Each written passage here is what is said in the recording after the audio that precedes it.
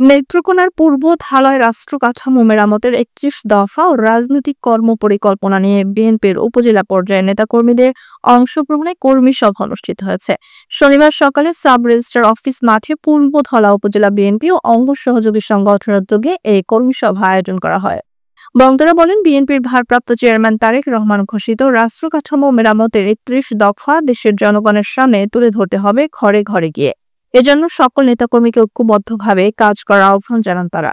সভায় সভাপতিত্ব করেন পূর্বধলা উপজেলা বিএনপির যুগ্ম আহ্বায়ক হাবিবুর রহমান ফকির এবং সঞ্চালনায় ছিলেন সৈয়দ আল মামুন শহীদ ফকির।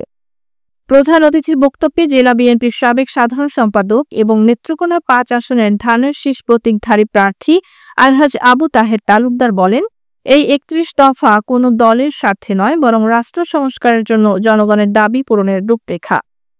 বিশেষ অতিথি ছিলেন জেলা বিএনপির সদস্য ও পূর্বধলা উপজেলা বিএনপির সাবেক সহসভাপতি আলহাজ আব্দুর রহিম।